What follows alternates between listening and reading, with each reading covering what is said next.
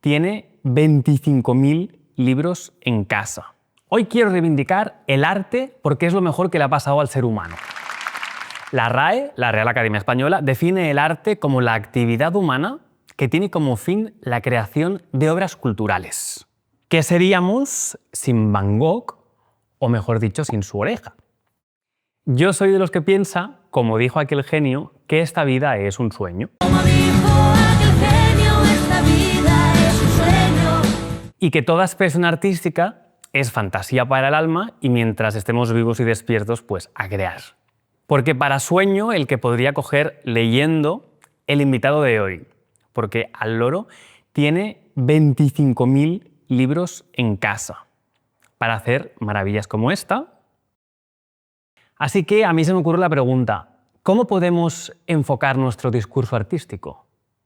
O dicho de otra manera, ¿el arte debería tener discurso? Hoy hablamos con Jordi Prat Pons.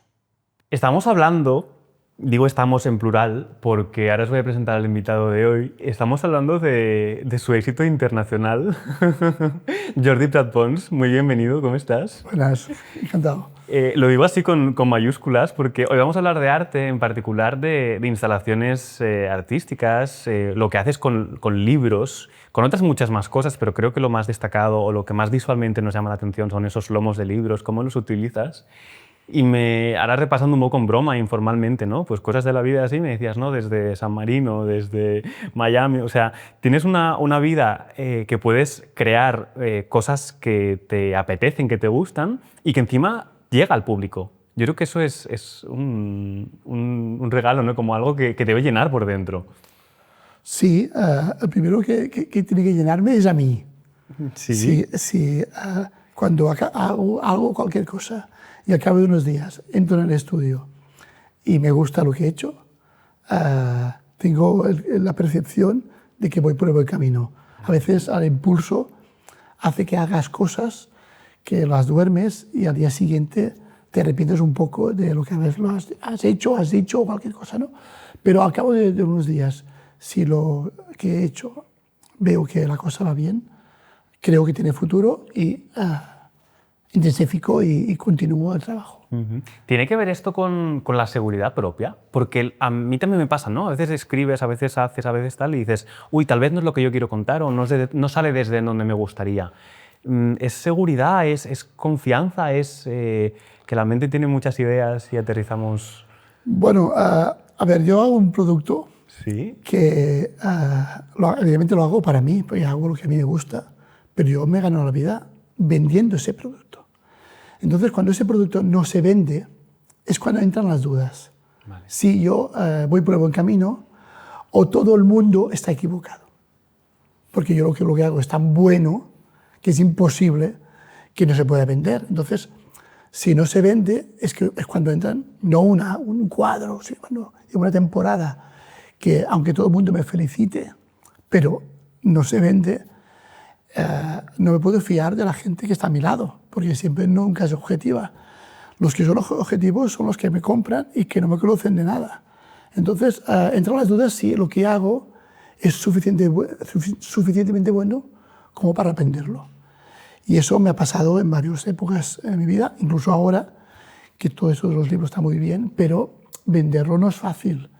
Y me entran las dudas de si realmente tengo que seguir por este camino, aunque todos mis amigos y conocidos me dicen que continúe, yo pienso, coño, continúa, pero a ver si me pagas cada mes tú, porque yo de los libros por ahora no puedo comer, Yeah. aunque sea orgánico, no me viene. Entonces, pero como cualquier artista, anteponemos la obra a nuestra seguridad personal, diríamos, aunque no familiar, porque mi mujer sí que trabaja, pero pensamos que tarde o temprano todo ese mundo que no entiende lo que estoy haciendo o no lo quiero comprar, pues acabará comprando o acabará vendiendo lo que estoy haciendo. Entonces, siempre pensamos que el que tiene la razón somos nosotros. Ya. ¿Cómo es la cabezota, ¿no? ¿Cómo es el ego humano? Yo no sé si una de las obras más destacadas, digo una de las más destacadas, es ese Cartas a Vincent, 2.400 libros, una instalación de libros en la que a través de los colores de los lomos de los libros, tú consigues ordenarlos o juntarlos de una manera que acabas creando esa cara, ese cuadro que reconocemos de Van Gogh. Cuando te felicitan, ya que me hablabas, ¿no? Me felicitan, tal, ¿tiene que ver esa felicidad, esas felicitaciones, mejor dicho, con tu felicidad? ¿O a veces hay felicitaciones que tú no sientes que lo que hayas hecho es lo que tú querías y no lo recibes? Al principio, en esta obra, que es, diríamos, la principal obra que he hecho en los últimos años, cuando tuve la idea, que fue antes de la pandemia, tengo un amigo personal que le dije, bueno, tengo esta idea, y lo primero que dijo, me puso una cara de... ¿Te vas a meter en un jardín? Que no sabrás. ¿Porque habías hecho más instalaciones de libros antes? No. Era vale. Estuve en un hotel, y, en una exposición en un hotel, y había una columna de libros enyesados que salía el lomo, y era, yo creo que para tapar un espacio o algo. Y pensé, ostras, estos libros ordenados podríamos construir cualquier cosa. Entonces tuve la idea y puse en Facebook que la gente que no quisiera libros, que les daba un poco de coraje tirar los libros a la basura, aunque no los hayas leído nunca. Tirarlos a la basura da un poco de cosa, ¿no? Que yo los iré a buscar. Y nada, en 15 días o semanas yo obtuve 8.000 libros. ¿En 15 días? Sí. ¡Qué barbaridad! Tuve que ir a buscarlos por eso. Y tenía la base, tenía la idea, tenía la pintura, diríamos, tenía la idea, pero no tenía el tiempo. Vino la pandemia y la pandemia me dio el tiempo, porque yo soy asmático, aunque no tengo ningún problema, pero al principio un amigo me dijo, no salgas de casa, porque no sabemos qué puede pasar. Entonces fue la excusa tenía el tiempo, o sea, antes no tenía tiempo, ahora tenía el tiempo. ¿Y libros? Tenía los libros y tenía la idea. Entonces empecé y tardé 10 meses en acabar la obra porque tenía problemas técnicos de cómo aguantar. Nos podemos imaginar 7 o 8 libros de bolsillo y encima una enciclopedia. Inestable totalmente. No lo había pensado nunca, pero claro, tiene su qué. Es inestable. O sea, los colores me pueden parecer que están bien, pero es inestable. Entonces tuve que inventar un sistema para que los libros no se cayeran. ¿Cómo lo haces? Cada medio metro pongo una estantería. Ajá. Entonces los libros, sean pequeños o grandes, se ponen quedan como atrapados. Luego corto el libro para que no se vea la estantería. Y entonces cada medio metro hago una hilera nueva. Yo puedo quitar los libros de abajo sin que me caiga. La estantería está bien cogida en la pared, en una pared, diríamos, maciza de la casa. Entonces yo puedo cambiar, porque los lomos son como pinceladas. Yo puedo hacer más o menos el cuadro, pero siempre tengo que rectificar. Y rectificar libros quiere decir quitar un libro y que no caiga todo. Si tengo que quitar varios de abajo, tengo que hacer que no se me caigan los de encima. Entonces cada medio metro es como una barrera de seguridad. Aunque al principio los tiré todos porque no me gustaba lo que salía, pero es una barrera de seguridad para ir cambiando los lomos de los colores, los libros, para que salga exactamente el resumen de autorretratos, porque es Van Gogh, pero no es un solo autorretrato, es el resumen de varios autorretratos que tiene él. Estaba pensando, estos 2.400 libros que tú utilizas para hacer cartas a Vincent, que el formato, o sea, ahora estamos hablando y la gente que esté con sus auriculares que busque en internet esta instalación y otras muchas, porque creo que es muy interesante y visualmente, o sea, 2.400 libros.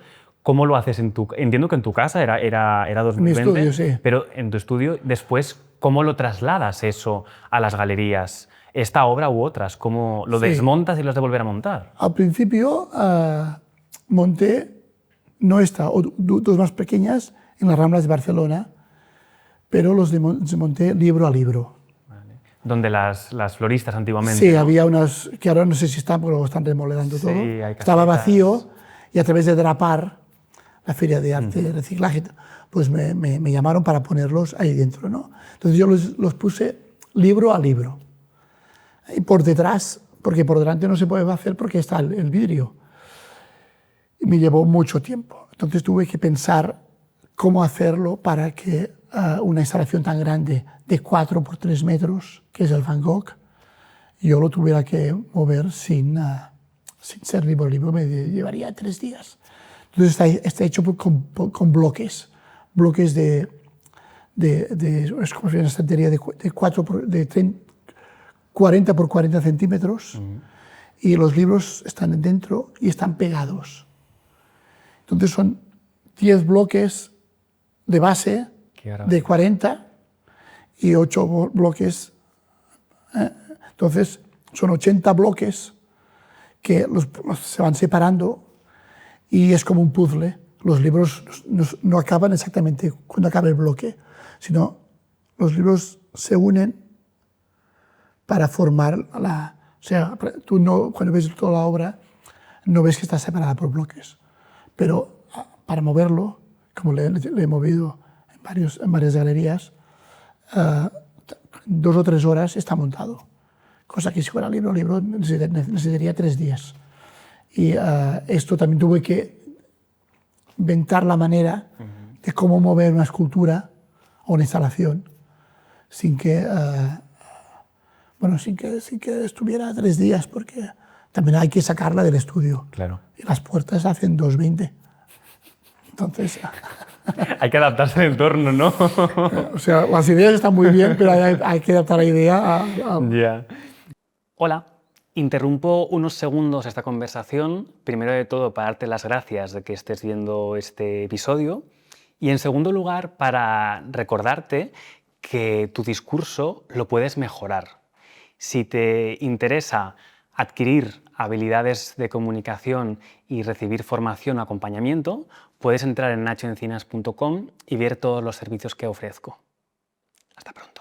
Me ha gustado mucho porque has dicho libro a libro, o sea, como que tienes como buen maestrillo tienes tu librillo, pero me ha recordado los versos de Machado, ¿no? Incluso el Cantares de Serrat, el verso a verso, ¿no? Pues el libro a libro. Tú, con tantos libros, ¿los abres a veces y te pones a leer pues, algún verso de alguno de los poemas Sí. o de alguna historia? O... En casa he llegado a tener 30.000 libros. 30.000 libros. 30.000 libros. Me parecía muchos, 2.400. Y porque digo que no a la gente que no conozco.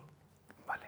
Si no tendría 300.000 libros. ¿Por qué? ¿Cuánto ocupan 30.000 libros? O sea, ¿una habitación, varias? Varias habitaciones, porque tengo, por suerte, debajo de casa, que tenía un taller para cortar madera, pues tuve que reubicarlo todo.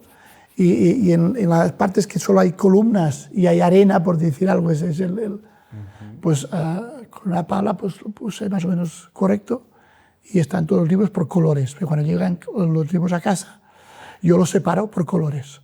Porque cuando necesito colores, yo no puedo estar 3 horas buscando, más o menos sé dónde están más o menos los colores. Hay libros que tienen muchos colores, pueden estar en otro apartado. Y además los libros tienen 2 colores. El color del libro en sí y el color de la tapa, que hay libros que tienen tienen doble color. A veces coincide, a veces no. Entonces yo utilizo el que más me conviene, evidentemente. Pero sí que rescato algún libro sin querer. También me apunto de dónde vienen, más o menos, porque a veces encuentro fotografías. Dinero no, encontré $2. Pero encuentro fotografías y se las devuelvo a quien, porque a veces no saben. Son gente que se ha muerto, porque muchas veces mis amigos conocidos me llaman porque sus padres se han muerto. Y te dan, te dan sus libros. Y tienen toda la biblioteca y ellos no quieren mi biblioteca. Y no quieren tirar a la basura. Entonces voy yo y en medio en el paso de que los libros se destruyan, yo los reutilizo. Entonces ellos se quedan un poco más descansados, diríamos. Ya. Ahora me hablas de ¿los 30.000 es ahora o has llegado a tener 30.000, decías?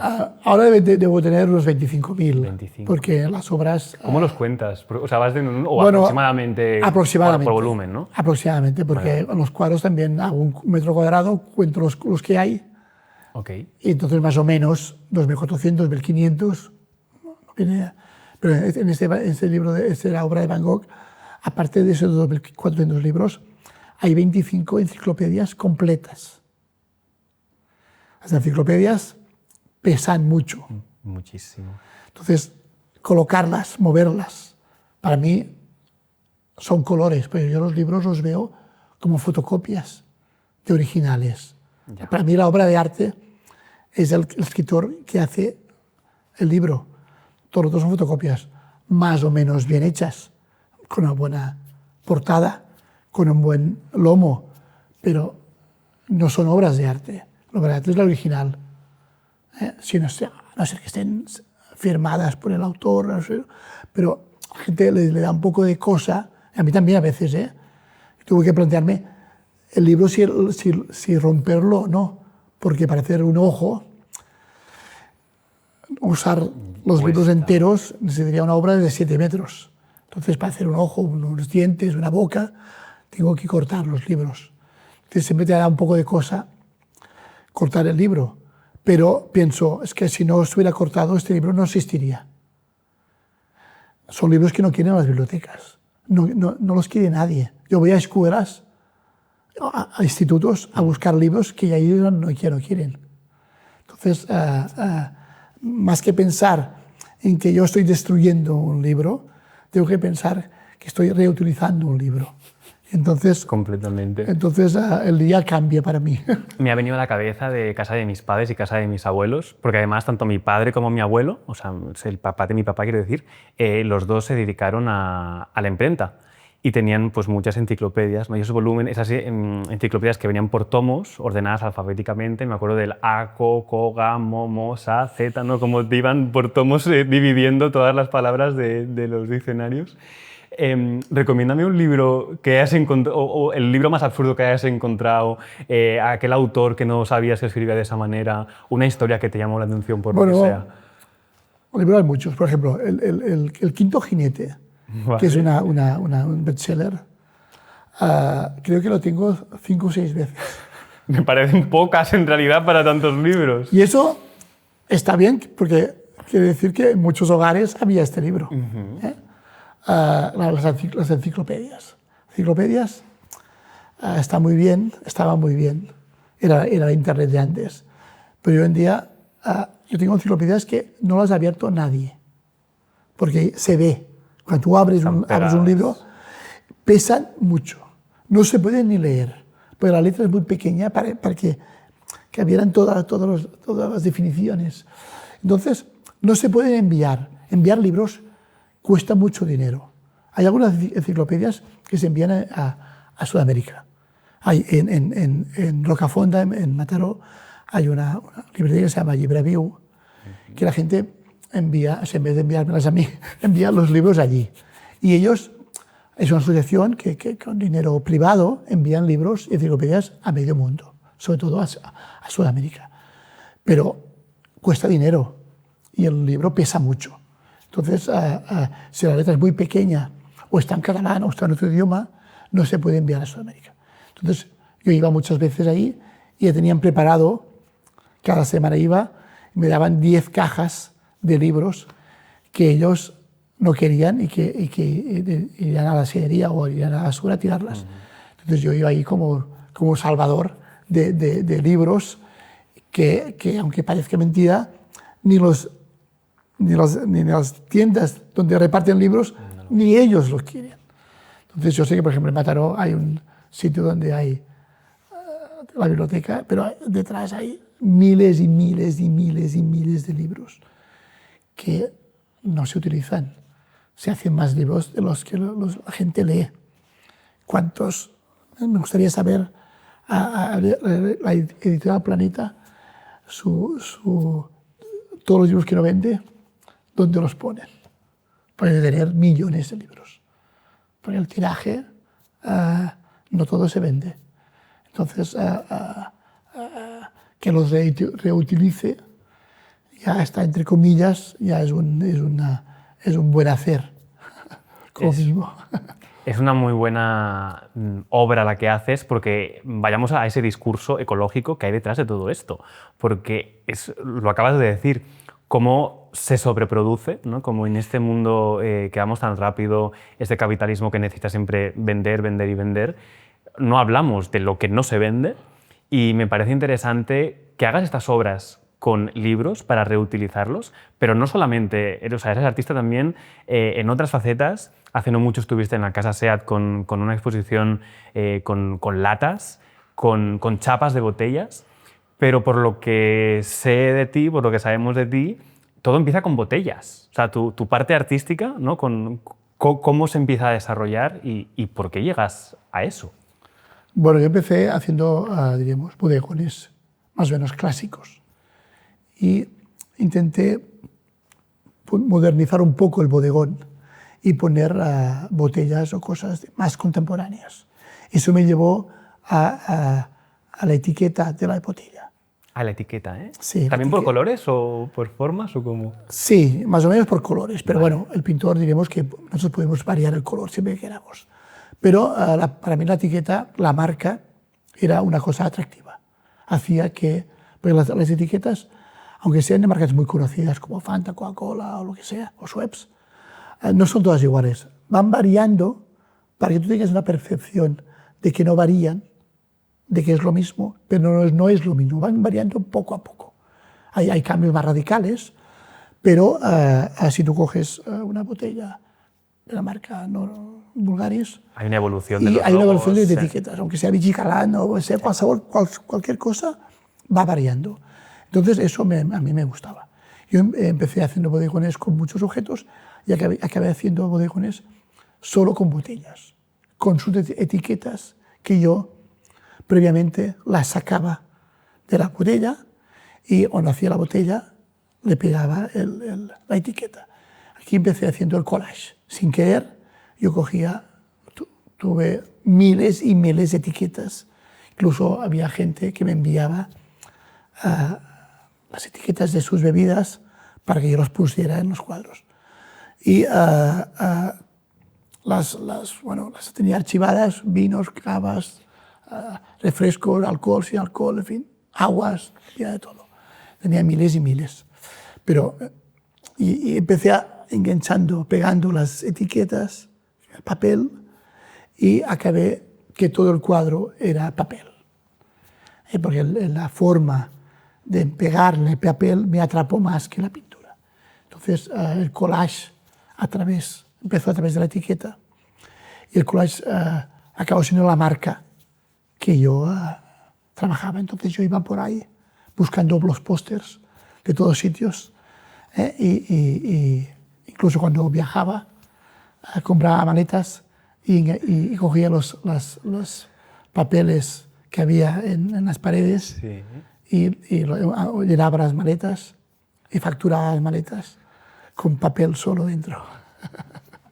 Me costaba un poco. Por suerte el papel, las etiquetas ocupaban mucho menos que los libros y te daba más opciones, ¿no? Yo iba por las calles y arrancaba los pósters de Italia, de donde sea, de Estados Unidos, y compraba las maletas y los ponía dentro. Entonces cuando llegaba a casa, pues ya me había llegado el papel con las letras y cosas que aquí no tenía. Vas a hacer dentro de muy poquitos días en Mataró, en la destilería, en el Centre Cultural, un taller de collage, precisamente. Se aprende a hacer collage, porque tú eres, por lo que dices, eres muy autodidacta. Lo que ves, o sea, lo visualizas, lo aterrizas, sí, lo creas. Yo el collage lo hago de una forma un poco diferente, porque siempre digo que yo pinto con papel. O sea, el collage, la mayoría de collage son gente que recorta figuras y las pone de un punto de vista más surrealista, pues lo van recortando. Yo utilizo el papel como si fuera pintura. ¿Y eso cómo se traduce? Pues que el papel, depende del grosor, pues tú puedes poner varios papeles encima y que salga un color diferente, porque el papel es tan fino que el color traspasa. O incluso puedes girar el papel y que el color que está detrás, al poner cola, traspasa el color. Incluso puedes hacer una base de un color, un papel encima que sea muy fino y que se rompa y que salga en las grietas del papel, sale el color que hay debajo. O sea, hay muchas maneras de trabajar el papel, pero que tú a cierta distancia, tú ves un cuadro mío y a cierta distancia no sabes si es papel o si es pintura. Yo lo hago no para que la gente empiece a adivinar, yo lo hago porque a mí me gusta. Pero la frase que he dicho de pintar con papel sería una forma de verlo. Así la gente cuando se acerca ve que es papel. Entonces es la forma que ven que se puede trabajar el papel como si fueran pinceladas, como si fuera pintura. Y eso es en el taller, en los talleres que voy haciendo, enseño a la gente que no es cuestión de solamente recortar una cabeza y ponerla encima del mar o una silla, sino que puedes ver el papel como color y a la hora de pintar, pensar en el color y a través del papel formar las cosas que tú quieres a través del papel. O sea, que lo que nos enseñaron en clase cuando éramos peques estaba muy bien a nivel de collage y de plástica, pero hay millones de puntos de vista más y muchísimas formas de hacer. Qué buena que puedas pues, contar y explicar desde tu punto de vista. Te quería preguntar, ¿cuándo empieza toda tu faceta artística y cómo evoluciona? Porque hablamos de diferentes maneras de hacer arte. Las instalaciones de libros, esta parte también ecológica, pues con chapas, con botellas, también cartel de las santas de Mataró. ¿Hay etapas en la vida de Jordi? Bueno, yo creo que hay etapas de la vida de cualquier artista. Sí. Entonces, sí que hay artistas que no evolucionan demasiado, pero eso va como la persona. Si tú evolucionas, tu obra también tiene que evolucionar. Entonces yo cuando era joven pensaba que a los 50, ya era muy mayor, ya no habría tiempo para evolucionar.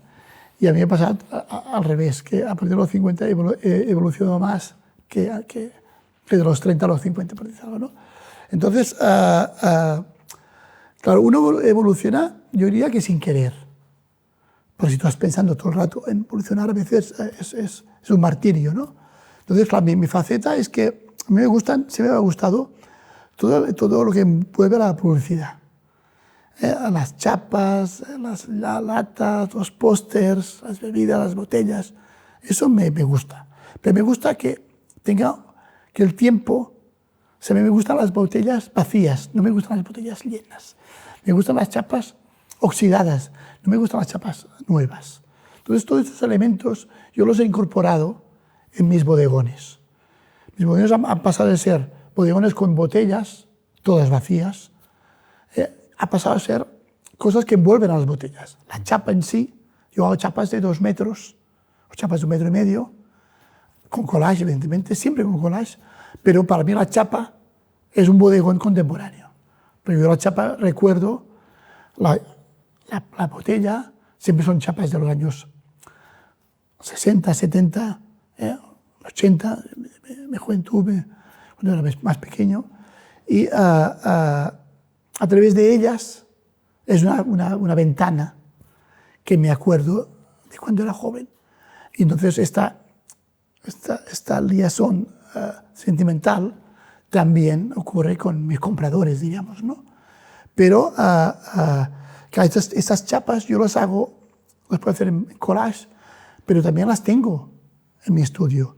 Yo tengo chapas oxidadas, tengo latas achafadas que las encuentro por la playa. Entonces, a veces también trabajo con ellas, enganchándolas en superficies varias, como lo que antes has comentado de la Casa Seat, que era una plataforma, que era la base, no sé cómo se llama exactamente, es lo que se utilizaba para hacer muros. Se enganchaban varias plataformas de hierro y se hacían muros. Hoy en día eso no se utiliza, porque se utiliza PVC, que es igual de duro y menos pesado. Yo cojo unas de esas chapas y engancho ahí las latas, las chapas oxidadas, y les pongo un nombre en latín, como si fuera una especie en peligro de extinción. ¿vale? Entonces, porque yo sé que dentro de unos años esto no existirá. Como el Teta Brick, cuando salió era muy interesante, pero hoy en día, para deshacerse del Teta Brick es casi imposible, ¿no? Entonces, sabemos que las chapas, las latas, las de vidrio aún igual perduran, pero todo eso ecológicamente no vamos allá, no va más allá. Todo lo que es plástico, todos sabemos que un día u otro no existirá. No sabemos qué día será, pero todos somos conscientes. Entonces yo los guardo pensando que será como una fotografía de nuestra época. Entonces lo utilizo para trabajar con ellos. Me parece maravilloso porque voy visualizando todo lo que debes tener en tu estudio y en tu casa. O sea, me surge la pregunta de qué es lo más antiguo que tienes, o con qué tienes más recuerdo emocional, o esto no lo tiraría nunca porque significa tal. Bueno, en mi estudio tengo muchas cosas. Pues mi abuela tenía una lechería que vendía leche. Wow. Estamos hablando de los años 40, 50. Y entonces tengo aparatos, el litro de leche donde se vendía, pues vendía. Pues tengo muchos aparatos de aquellos que a veces ya ni me acuerdo de cómo se utilizan. Y los tengo allí porque es un recuerdo, diríamos, directamente sentimental. Pero yo cuando voy por ahí a viajar, lo que compro son cajas de plástico de botellas que me cuestan 50 céntimos.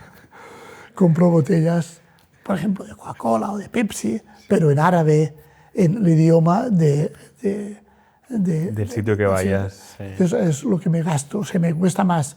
El souvenir de la nevera. No, me cuesta más traerlo que no comprarlo. Pero porque traes la botella llena. La botella llena. Sí. La botella llena o la caja.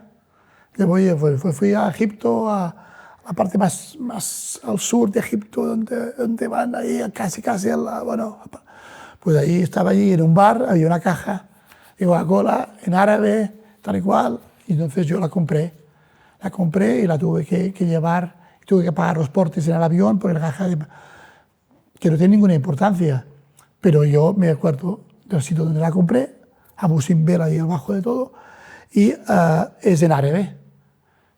Cuando fui a Marruecos también lo hice, y eso, cuando fui a Perú, me compré una bebida típica de allí y, en fin, compro cosas de esas. Es lo que hay. Porque ahora que mencionas varios países del mundo, yo me voy hasta mi mente, pero yo me quedo aquí, pero mi mente se va hasta Miami.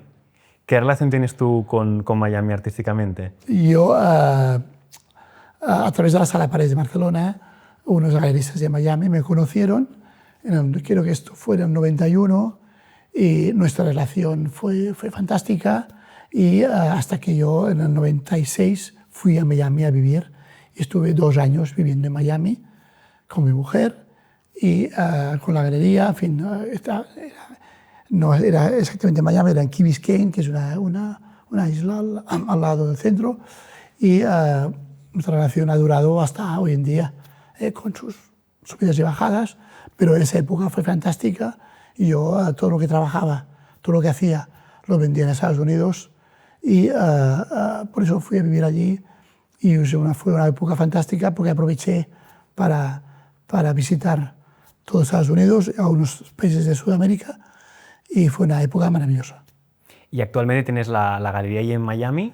¿Se exponen obras tuyas de otros artistas? Hasta hace muy poco la galería está abierta, ahora está cerrada. Vale. El galerista se murió de cáncer hace unos años. Ella también siguió la estela, pero ahora sus obras están tiene una casa particular grande que lo utiliza como galería, pero como galería hace muy poco que se cerró. Y como siempre tengo que ir buscando más galerías. Eso me ha ido pasando en muchos sitios, pero siempre se cierra una puerta, pero siempre se abre otra. Es real, sí, la vida es así. Nos gusta, ¿no? Pero como decías, no hay etapas en las etapas de las vidas de los artistas. Y luego, por cómo cuentas las cosas, me da la impresión que eres una persona muy constante.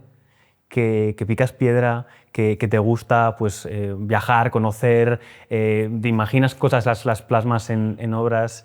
¿Te gusta más empezar la obra o acabar la obra? Porque son sensaciones muy chulas las dos, pero muy diferentes.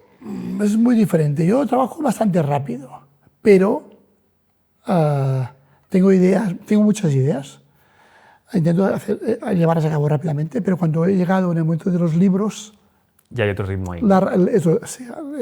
el cortar los libros, ponerlos, mínimo 6 meses para hacer una obra, entonces los ritmos han cambiado. Pero por suerte tengo ideas para hacer otras cosas y voy compaginando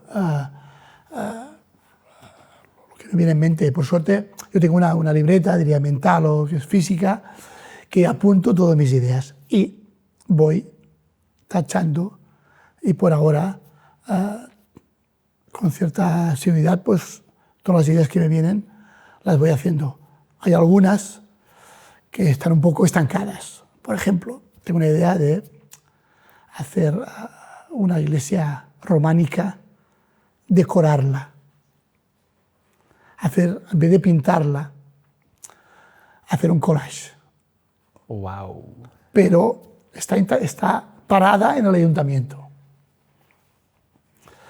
Hay que tener paciencia y tener, quizá, me falta un acompañante, diríamos, que fuera más poderoso que yo, para que entiendan el valor que puede tener a la larga tener una iglesia decorada con collage, que seguro que sería la primera en el mundo.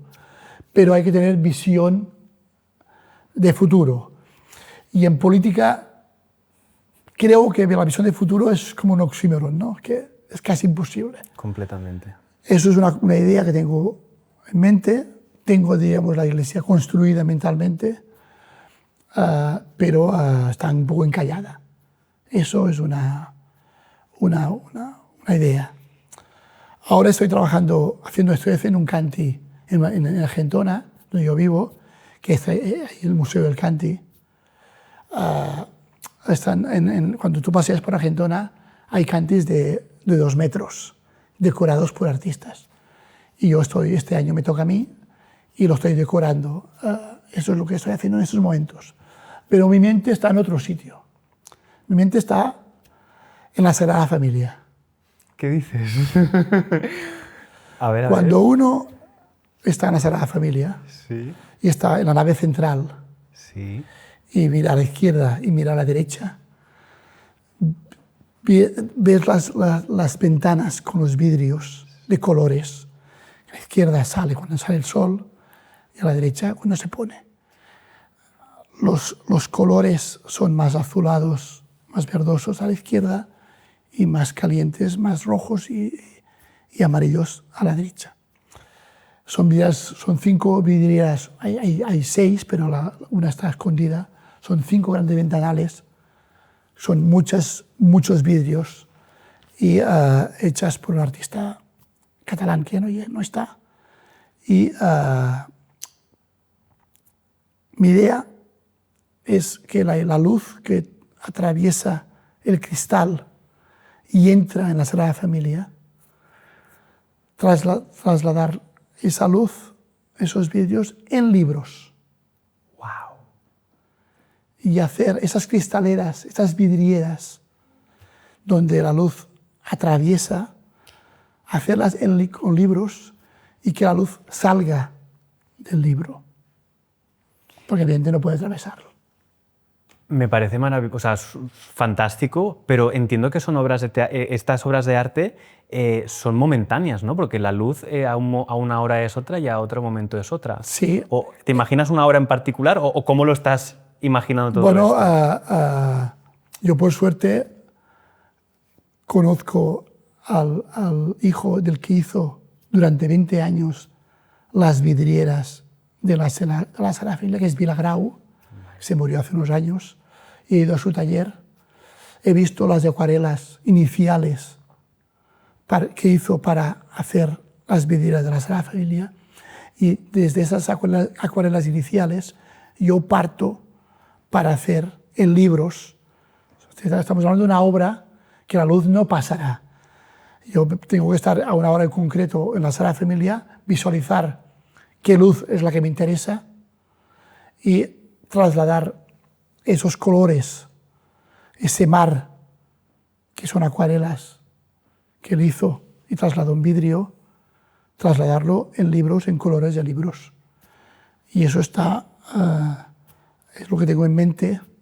Una de las cosas que tengo en mente es eso, que me llevaría como 2 años. Pero me parece una obra interesante y veremos, buscaré financiación a ver qué pasa, pero la encuentre o no la encuentre, la haré igualmente. Y eso es lo que en estos momentos... Hasta ahora he hecho retratos de gente.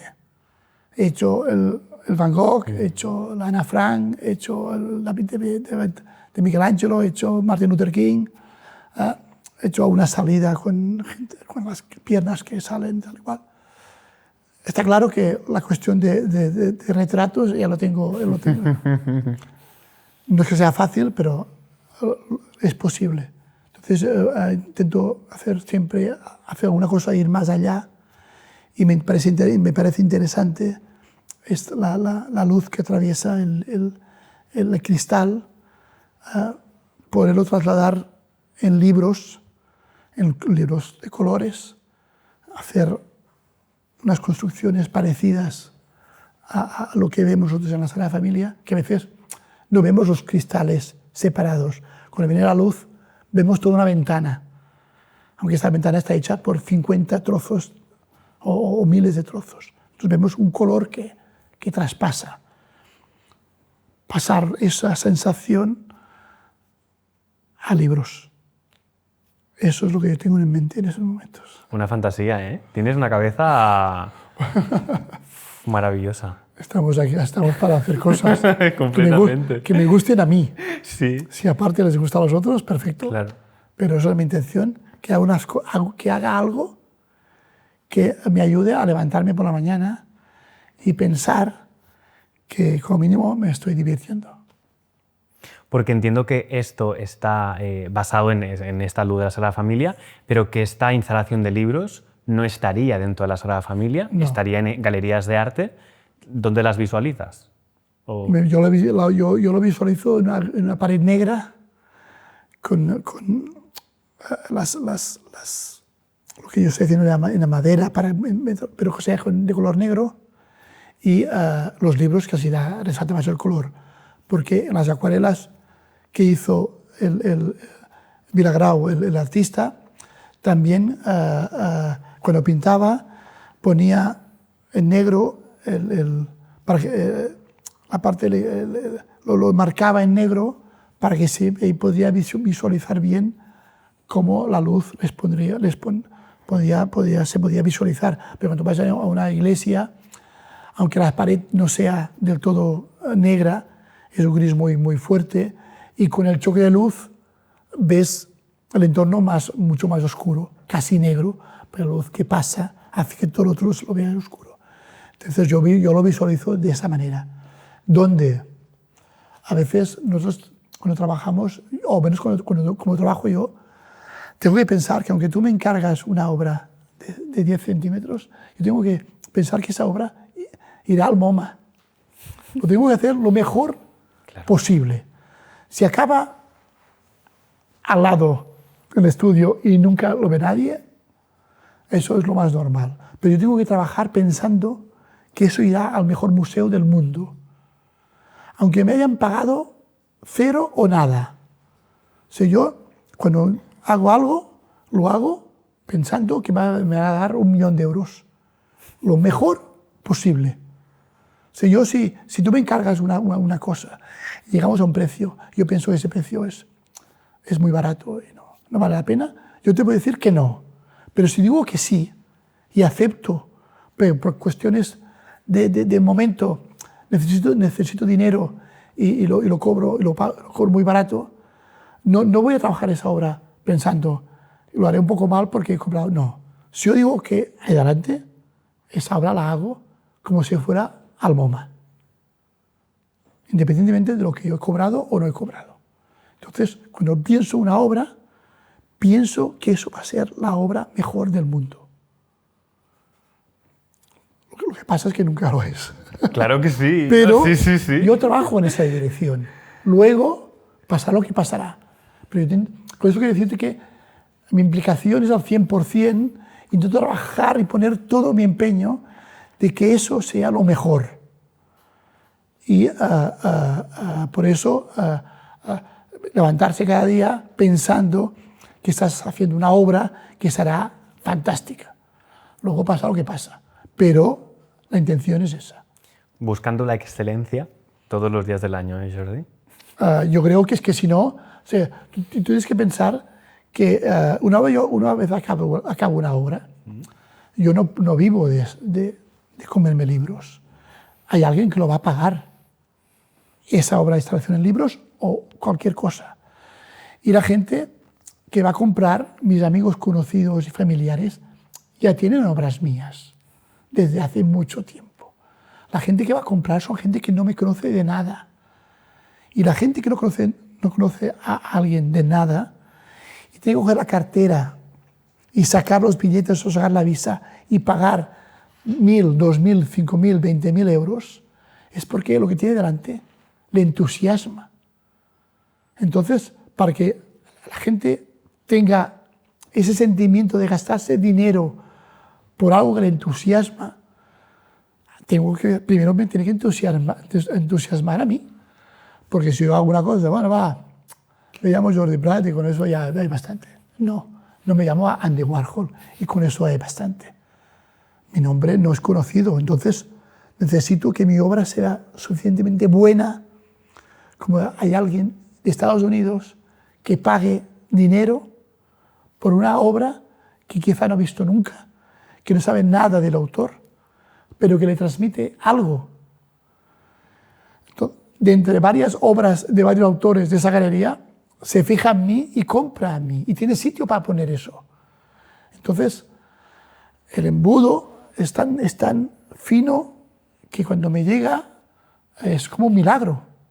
Entonces, es un milagro porque yo antes he hecho esa obra pensando que los milagros existen. El valor es muy subjetivo, cómo le damos valor a las cosas como personas, pero también como sociedad. Y recalco mucho el creer en lo que haces, o sea, por cómo lo cuentas, crees en lo que haces, confías en ti, confías en que eso va a llegar. Y has dicho una cosa, yo no soy conocido, y has mencionado a Andy Warhol, te digo, los artistas que hemos decidido que son los más mediáticos en los últimos siglos o décadas es porque un día mueren y les damos valor desde ese día que se van. Yo he visto obras tuyas por la calle y sin entrar, o sea, desde fuera de la galería de arte. Y hablábamos al principio un poco en broma, pero ciertamente de tu éxito en realidad internacional, galería en Miami, en medios, llama la atención lo que haces, nos gusta, nos interesa, y que encima ya tienes varias ideas, pero la siguiente que tiene que ver con uno de los maestros de esta ciudad y en realidad del mundo artístico con ese Trencadís y con otras muchas referencias, que es Gaudí. Entonces yo creo que sí, como vas a seguir haciendo obras, vas a seguir sumando reconocimientos, pero yo creo que ya el día que te vayas, el día que dejes este mundo físico, será como, wow, esto que hizo Jordi nos emociona, nos hace conectar con ese arte. A veces yo tengo un amigo que dijo, si ahora me muero, mi vida ahora había valido la pena. Y él dijo, bueno, por lo que he hecho y tal y cual, y como he vivido, si yo me muero ahora, hablando de personas de 60 años, pues no está mal. Entonces mi pregunta es, si yo me muero ahora, ¿habrá valido la pena lo que he hecho? Entonces, la respuesta sería, yo tengo que hacer cosas interesantes que me demuestren a mí mismo que ha valido la pena vivir. Entonces, hago cosas que no para que me recuerden, sino que para que yo me vaya tranquilo. O sea, que todas las cosas que he querido hacer, las he hecho. Entonces, el reconocimiento es complicado. Hay gente que, antes hablábamos de estar en el sitio adecuado, en el momento adecuado. A veces uno piensa que pase un comprador y vea una obra, piensa, mira, qué casualidad, cuando él ha pasado, ha comprado la obra que tenía yo. El que no sabe el comprador es que yo he estado ahí durante un año, todos los días, esperando que pasara el comprador. Y cuando compra, yo le digo, qué casualidad, nos hemos encontrado en el sitio y en el momento adecuado. Entonces, es decir que a veces para que te cojan un casting, no solamente has de ir a un casting, sino a veces vas a 200 castings, aunque tú digas que no, qué casualidad, mi hermano, mi amigo, lo he acompañado y me han cogido a mí y no a él. Es muy fácil de decirlo, pero la mayoría de veces la lotería no es que toque, sino que compras todos los números y entonces es más fácil que toque. Pero el estar orgulloso, contento de lo que, de lo que has hecho, te da un poco más de tranquilidad a la hora de trabajar. El azar te da morbillo, ¿no? Pero la constancia te da mucha más, no sé, como más base, ¿no? Más sostenibilidad y más, no sé si coherencia artística. Es mi visión, no digo que sea la cierta, pero al menos ganar la lotería, pues, que dura, ¿no? Sí, nunca sabes por dónde. Yo cuando siempre en la escuela, en Bellas Artes, nunca he sido de los primeros. No era que sabía dibujar más bien, ni que sabía pintar más bien, ni el favorito del profesor, pero soy de los pocos que ha durado, porque dentro de los problemas de la vida he ido continuando, he ido avanzando, sin querer, a todos los demás que antes eran mejores que yo, ¿no? Pero eso, cuando tú empiezas una carrera de fondo como esta, los valores los tienes que tener cambiados. O sea, si pones en primer valor tener un coche, no vamos bien, porque para tener un coche tienes que ir a una paga. Cuando vas al banco y quieres comprar un coche o vas a... Dice, ¿usted qué cobra cada mes? Soy pintor. Siguiente. Entonces, el coche no puede estar...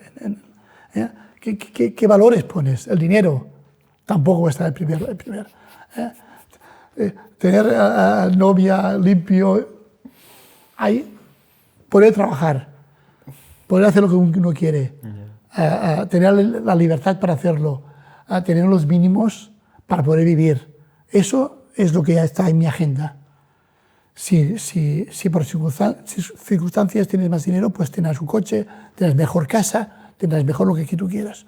Pero la lista de valores tiene que cambiar. Si no, tienes que utilizar otros caminos que no son estos. Puedes hacer de profesor, no hay problema. Hay mucha gente que hace de profesor. Pero para mí, dividir mentalmente ser profesor es como un tren que a veces pasa y si bajas de estación, que hay una sensación de que no lo recuperas. Pero eso, ya te digo yo, es más subjetivo. Para finalizar este ratito de conversación, que yo estaría más horas contigo, de hecho, el día que vayas a medir la luz de la Sagrada Familia, si te apetece que me baje, que está la Sagrada Familia aquí a 15 minutos, yo te acompaño, grabamos lo que sea necesario y lo dejamos grabado. Te lo digo de palabra, ¿eh? Si quieres, sí, estaría encantadísimo. Bueno, es una cuestión de saber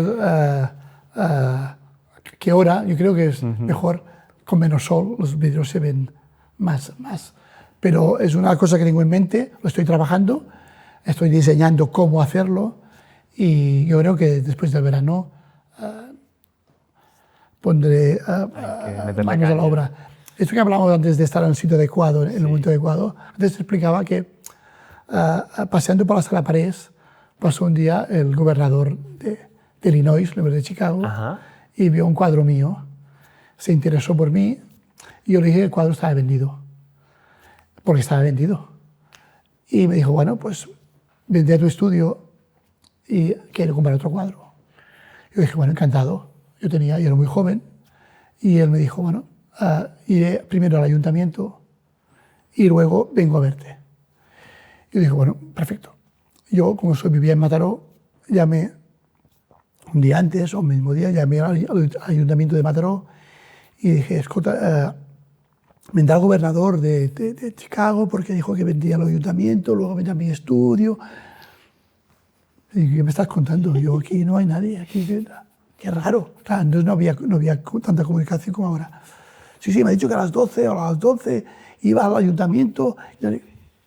Total, yo fui al ayuntamiento y no apareció nadie. Pero bueno, quedamos en mi estudio, yo fui al estudio y sí, a la hora convenida vinieron 3 coches, seguridad, el delegado de la Generalitat y el gobernador de Illinois.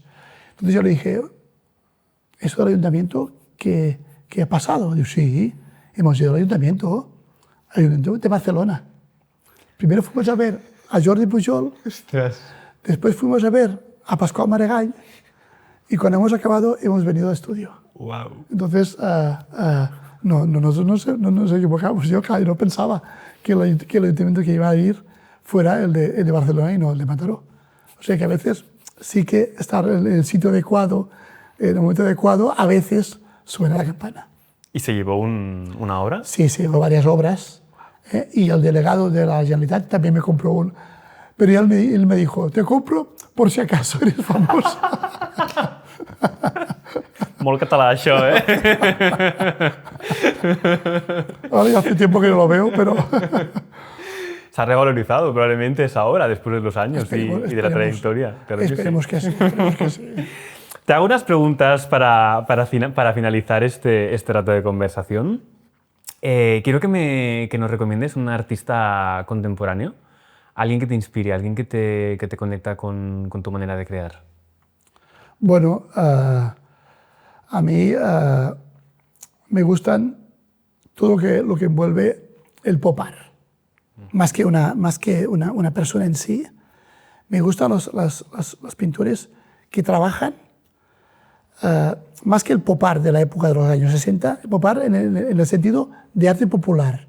La gente que trabaja con cosas contemporáneas, que dentro de un tiempo, viendo la obra de ese pintor o de otros artistas, pues podamos decir que son obras de los años 2020, porque utiliza objetos, o 2020 o 2010, que no sea una pintura que es una pintura clásica de los años, de hace 50 años, sino que utilicen objetos contemporáneos para trabajar con obra contemporánea. A mí todo lo que se envuelve las obras con arte reciclado, más que artesanía, que traspase el mundo del arte, me interesa porque dentro de unos años tendrá el valor del reciclado, pero el valor de que es un arte contemporáneo que quizá, como hemos dicho antes, que el plástico quizá dejará de existir, pero que nos lleve a una época determinada. ¿Y algún artista, alguna obra que te venga a la cabeza? No el mejor, sino el más destacado. Ya hemos mencionado antes a Warhol como padre, ¿no?, de pop art, pero alguien así que no conozcamos. A mí me gusta es que no sé el nombre, el perro que hay delante del Guggenheim, Sí. que ahora no me sale el nombre. Es muy denostado por mucha gente. Que es el Poppy, el Sí, tema pero hace cosas interesantes, Sí, sé quién es. cosas muy contemporáneas, que dentro de unos años diremos, no sé quién es, no, como ahora que no me acuerdo el nombre, pero los puedo ubicar. Y a veces es una crítica, como hace esos globos metálicos, que no son globos, porque son esculturas, que sea como una especie de crítica al sistema, pero a la vez es una alabanza, porque nos gusta también. Criticamos la Coca-Cola, pero nos gusta. No, sabemos que las patatas fritas no son saludables, Nos van a matar, pero no la comemos. pero nos gusta. Ya. A mí me gustan las patatas fritas y la bolsa también me gusta. Pero no te come la bolsa, ¿no? No me como la bolsa, pero trabajamos, Haces arte con la trabajamos bolsa. con ella. Eso, Claro que a mí eso me interesa. Otra pregunta. ¿Qué le dirías a tu yo de hace 25 años? Yo le diría que hay mucho camino para recorrer. Pensaba que las cosas serían un poco más fáciles, pero porque yo fui a trabajar a Estados Unidos relativamente fácil, pero que las cosas tienen mucho más camino. Como la Tierra es curva y vemos la recta, pero parece que sea de unos kilómetros, pero Va es para abajo, más larga. Si haces el foco y vas, ¿no?, hacia Es arriba. más larga, de lo que parece. Entonces hay que tener en cuenta eso. ¿Qué palabra o qué sinónimo le pondrías tú a discurso? Ya que estamos en el poder del discurso. Si tú tienes que buscar un sinónimo en tu arte, ¿cómo dirías? ¿Qué representa para ti el discurso? Bueno, diríamos que tenga un contenido, que la obra no sea solamente una cosa estética, sino que tenga un poco más de... no es que se tenga que llenar, sino que para llegar a esa estética, antes hay un contenido suficiente como para poder acabarla en algo más o menos estético. Es el contenido que es más contenido el discurso es un discurso, digamos, de palabras, no es una cosa física, pero el contenido sí que es una cosa física. Como hago yo instalaciones con cosas materiales, tiene que tener un contenido tanto físico como evidentemente un contenido de discurso. Artísticamente estamos en un momento de mucho discurso, ¿no? De aprovechar el arte para hacer discursos, para reivindicar, pero falta todavía más discurso, más contenido, más profundidad. Yo creo que hay un momento, porque ahí está muy de moda lo que se llama el arte conceptual, donde el concepto es quizá más importante que el objeto en sí. Yo en esto no estoy muy de acuerdo, porque el concepto sí que existe como tal, pero trasladar el concepto a obra artística es complicado. Entonces, la mayoría de arte, yo creo que la mayoría de arte conceptual le falta el apartado estético. El contenido está muy bien, pero falta una parte de estética. No por muy... Si yo, por ejemplo, ahora estamos en época de guerra, de Palestina, todo esto, pues yo hago una instalación con ropa de gente que se ha muerto en Palestina o con cosas, tiene un impacto sentimental enorme. Pero el discurso, perfecto. Pero si hago una obra que no es estética, el discurso está muy bien, el discurso se mata la obra. Lo bueno sería un súper discurso como este y que la obra también fuera importante. Que pudiéramos ver la obra sin el discurso y la obra en sí ya nos impactara, que nos impactara tanto emocionalmente como estéticamente. Muchas veces, sin el discurso, la obra pierde. Y eso es lo que yo critico, que el discurso es perfecto, pero la obra también tiene que ser perfecta. Perfecta que se aguante por sí sola. No solo con el discurso es suficiente como para aguantar la obra. Y aquí es donde ahí está el problema. Ha de haber mucho enraizamiento, ¿no? Para que esté ya no equilibrado, sino relacionado una cosa con la otra. A veces hay una y la otra se peca, ¿no? A veces Claro, el discurso si es muy poderoso, también tiene que ser poderosa la obra, el final de esa obra. Porque si no, el discurso es demasiado grande y la obra, que sí, la estética, lo que tú ves en una galería, en un museo, sin el discurso pierde toda esa fuerza. Entonces tiene que tener la misma fuerza la obra final, para mi forma de ver, y el discurso. Y esto en las obras conceptuales de hoy en día, el discurso es demasiado poderoso y no tiene esa traslación en la obra. Buena reflexión, me la guardo, me ha gustado. Antes ya he recomendado un libro, pero te pregunto otro. ¿Un libro que nos puedas recomendar? Porque tú lo has encontrado en algún momento. Antes leía más que ahora, pero las últimas obras que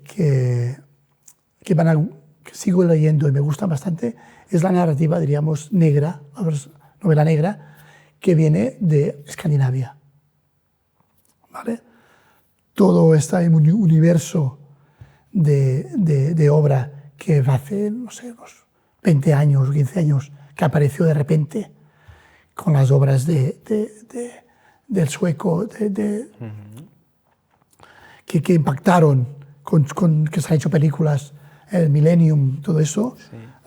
Cuando yo los leí por primera vez, me impactó tanto como la obra que leí de Carlos Ruiz Zafón, que fue La Ombra del Viento. Fue unos libros que, y cuando tenía 14 años, leí la obra de la familia Corleone, y también me impactó mucho. Entonces, porque eran cosas diferentes, pasé de leer cosas que la escuela decía que tenía que leerme, a leer El Padrino, y claro, eso me impactó muchísimo. Me impactó Carlos Ruiz Zafón y me impactó leer El Millennium y toda la saga de Novela Negra, que cuando puedo intento leer. Yo soy de la generación que nos obligaron en clase a leer La Sombra del Viento, de Zafón. Y ahora que dices novela negra, mi abuela dice que ya no se escribe novela antes como se escribía antiguamente, que ahora se escribe a otro ritmo. Mi abuela con 95 años lleva leyendo toda la vida y le encanta novela negra y dice, no, es que ahora se escribe como más rápido, como más superficial. Sí. Alguien que ha leído tanto, un día cuando me lo dijo, era como, wow, es verdad, hay maneras diferentes de escribir. Lo lees como si estuvieras viendo una película. Exacto. Un poco más rápido. Sí. De hecho, cuando hablas de Carlos Ruiz Zafón, la última obra que he hecho con lomos de libros tiene que ver con él. Ajá. Porque la obra La Ombra del Viento tiene un sitio en Barcelona que se llama Cementerio de los Libros Olvidados, que es una excusa que a través de este sitio salen mil historias. Entonces, yo tengo una obra que son muchos lomos de libros, como era una biblioteca, que es como si fuera un cementerio de libros olvidados, pero más como un cementerio, como si fuera un cementerio de huesos, que cuando vemos un cementerio de huesos, los tenemos todos más o menos, tienen las calaveras en un sitio, las tibias en otro, más o menos ordenado, pero con un cierto desorden. Pues yo hago una similitud entre el cementerio de libros y un cementerio de huesos, con libros más nuevos, como huesos más nuevos, libros rotos, libros más grandes, pequeños, con más sucios, limpios, y hago una similitud entre el cementerio de libros olvidados de Carlos Ruiz Zafón y mi última obra. Qué bonito homenaje, me parece una metáfora muy chula, ¿no? Sí, a ver, la mayoría de artistas hacemos cosas que nos pasan y a veces también leemos y también nos gustan los autores. Entonces, Carlos Ruiz Zafón, que se murió muy joven, demasiado joven, completamente, y su libro me impactó, me gustó mucho, y que son 3 libros que son de la misma época. Ese libro me impactó, me gustó, y se quedó en un cajón en mi cerebro. Y a cabo de unos años he podido hacer un libro, igual que la película Interestelar, que me gusta mucho, no sé si la has visto. Sí, hace no mucho además. Sí, la gente que lo ha visto, hay una biblioteca, y la biblioteca es como una puerta del portal para ir más allá. Exacto. Pues yo tengo una obra que la hice a través de esta película, y es una obra que es una biblioteca con unas líneas que atraviesan los libros. Y esas líneas son las líneas quirománticas de mi mano izquierda, que la gente que cree en esas líneas piensa que pues, viviré tantos años, tendré tantos hijos, en fin, una cierta... Está nuestro camino escrito en nuestras manos, está, ¿no? Según la quiromancia. Todo escrito, que es el título de mi obra. Todo está escrito. Al igual que esta película de Interestelar, parece que todo está hecho, porque los del futuro nos dicen cómo han de ser las cosas, ¿no? Como ellos no nos van exactamente, ellos que son como nosotros, ¿no? Sí. Pero el hecho de que a través de la biblioteca es como hacer un autorretrato, porque son las líneas de mi mano. Qué bueno. Siempre hay historias y siempre hay algún modo para contarlas. Completamente. ¿Qué quieres provocar con las obras que tú haces? Porque decías que me guste a mí, si le gusta a alguien más, perfecto. Y era como que vas haciendo también referencias a audiovisuales, ¿no? Como intertextualmente vas conectando con cosas. ¿Quieres generar algún tipo de emoción algún tipo de remover conciencia o esta mirada ecológica que también decíamos? ¿Para dónde va? Yo en principio no quiero remover ninguna conciencia. Incluso cuando trabajo con materiales reciclados, yo lo hago no por la moda, entre comillas, de que hoy en día es un valor añadido, sino que lo hice porque me gustaba. Empecé a quitar etiquetas porque me gustaba, no para reciclarlas en sí. Entonces sí que trabajo, el 90% de mi obra son cosas recicladas, desde papel hasta libro. Pero insisto que no quiero, mi intención no es remover conciencias, sino es remover mi conciencia. Entonces yo quiero hacer las cosas que a mí me gustan y hacerlas bien. Y como yo, aparte de ser un artista o ser un pintor, soy un ciudadano de a pie, creo que lo que yo creo también puede hacer que mucha gente esté de acuerdo con lo que yo hago. Entonces si yo reciclo, reutilizo materiales, lo hago porque me interesa. Creo en ello y me interesa. Si esto da pauta a que la gente lo haga, perfecto. Pero, insisto, yo cosas que me interesan y que me unen sentimentalmente con mi juventud, mi niñez o muchas cosas que me interesan. Y lo hago por pura satisfacción personal. Cuando acabo la obra, tengo la sensación, la libertad, las ganas de volver a empezar otra. Mi lema es trabajar sin miedo al fracaso y cuando acabe la obra, tener esa cosa para empezar otra. Cuando cada año nos reunimos al final de año los amigos y decimos ¿qué queremos para el año que viene? ¿Qué deseas? ¿Qué harás? Yo empezaré inglés. Yo me rebajaré 20 kilos, ¿no? Yo digo, ¿y tú qué quieres? Yo siempre pienso, me gustaría que la capacidad de pensar, de añadir cosas, de evolucionar, no se me acabe. Es lo que siempre pido. Que si ahora quiero hacer una iglesia, quiero hacer esto, quiero hacer lo otro, no se me agote. Eso es lo único que pido. Un buen superpoder. Me gusta, me gusta.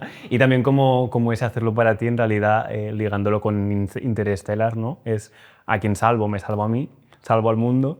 Yo quién soy, o yo si vengo del mismo lugar que los demás, en realidad yo soy tú y tú eres yo, ¿no? Entonces, pues me parece un buen punto de partida el mover mi conciencia, ¿no? Y que no se me acabe esta creatividad. Si nos salvamos, salvamos al mundo también, ¿no? Bueno, el mundo, no sabemos qué es el mundo, ¿no? Y la palabra salvar, vete tú a saber qué significa, pero sí, probablemente que podamos encontrar cosas dentro nuestras.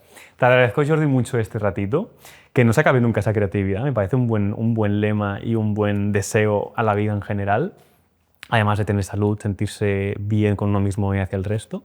Y cuando tengas esa obra de la Sagrada Familia, yo te acompañaré a la Sagrada Familia si quieres, pero después yo iré a verla allí donde esté. Y si hay que pagar un viaje para irse a otro lugar del mundo, pues se pagará. Encantado, ha sido un placer y cuando quieras. Hasta prontito.